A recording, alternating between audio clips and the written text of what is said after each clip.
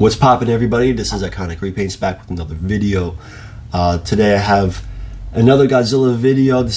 I've been really rocking and rolling with these Godzilla commissions. They've been keeping me busy, which is all fine by me. So this is going to be my 5th iteration of the Blue Supercharged Atomic Fury, whatever you want to call it, legendary Godzilla. You know, it could be Godzilla 2019's or Godzilla 2021. Design wise, it really doesn't make much of a difference. This is the 4th different figure that I'm doing a paint job or a similar paint job to. So I've done the Playmates, and I have a video for that, just like I also have a video for the Tamashii Monster Arts Godzilla 2021 that I did. I did 2 X Plus Gigantic Series Godzilla 2019s, and then this one is finally the Bandai Ichiban. I'm just gonna say Ichiban because I'm gonna butcher the entire full name.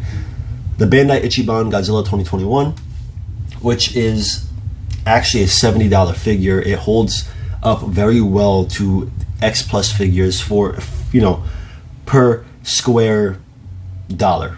Let me say it like that. So, you know, if you just stand it next to an X Plus figure, it's not going to look as good, but you're paying for an X Plus figure minimum like $250 shipped to US minimum for the 2019 25 centimeters. Let's just start. We'll start with that one. This one goes for, like I said, for $70, and its sculpt, its size is a little smaller. It's probably about 8.5 inches, but maybe 8 inches. But the sculpt is really beautiful. They did a really good job for the value here, and the paint job is hit or miss. So if you're one of the lucky ones, you get a really good paint job. You don't really have to do much, but sometimes like the mouth is really sloppy, the eyes could be a little wonky, so it throws off the whole look of the figure, and a lot of people just aren't really happy with the base paint job. It's very bright. It's very brightly colored. There's almost like a brown greenish dry brush to him. I actually kind of liked it because it's different than the typical Godzilla paint scheme, but those that are really finicky about screen accuracy, and it's their lone representation of this incarnation of Godzilla in their collection, I can see the issue. Before I really get too much into it, just a reminder to like and subscribe if you want to see more of this. Also, bear with me. My neighbor, I actually hear it in the studio. My neighbor's actually got the music going on, and I could hear it. I'm not sure if it's going to show. I'm not sure if you guys can hear it on this video, but if I could hear him, then chances are that he could probably hear me talking about him, so it gets really meta after a while. And yeah, so we're just going to keep it moving.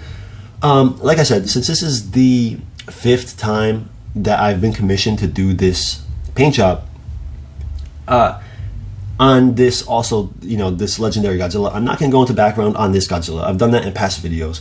I'm not really going to go too much into you know what I did with the paint, because I've done that in past videos. So I use the same base color of, like, you know, to create a combination of colors to create the aqua pattern that I have towards like the lower back and the bottom of the spines. I use a particular blue for the top of the spines, and to really kind of add that brimming, sparkly, strong, powerful blue that it looks like it's coming from within his body, which is also important. Why you detail in between certain spines and regions, like the thighs. He's got, you know, he's always glowing the abdomen and chest area. Obviously the spines, he's glowing the eyes. So yeah, you know, all that's pretty much the same. One thing I did do differently with this guy is that, and it kind of was by accident, but I really like the effect, is after I did the detailing with the blue, I actually use a very soft white dry brush over those regions, and it really created a very nice glow effect.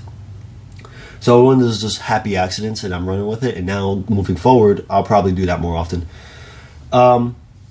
You know, so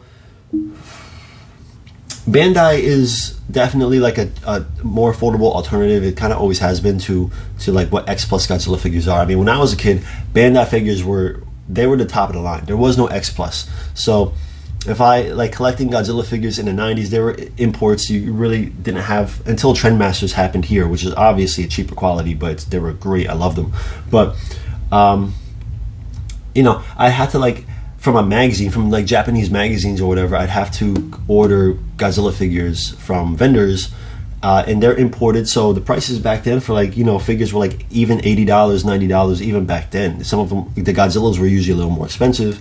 So, you know, now Bandai could release something like this, and then I know it's a different company, it's a different department of Bandai, but they can release something like this for $70. That's, you know, it just shows kind of like how much the game has changed because of other competitors. There's a whole new bunch of new companies trying to push out Godzilla products. It's great for the collectors. We can kind of sit back and pick and choose our favorites.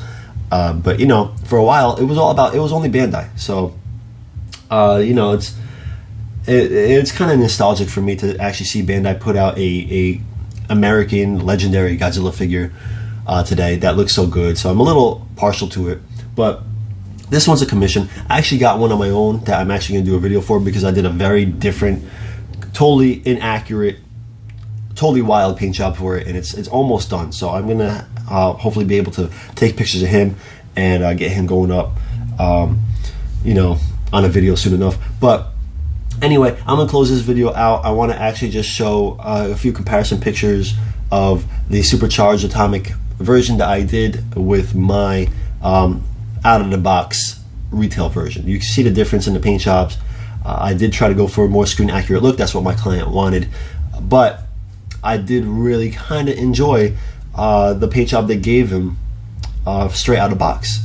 It took me a little bit to decide if I wanted to do anything with it, but ultimately I do have the X plus 25 centimeters Godzilla 2019. So for $70 figure, I figured this one was a nice opportunity to get experimental on. Anyway, thank you guys for watching. I appreciate it, and we'll be back soon. Peace.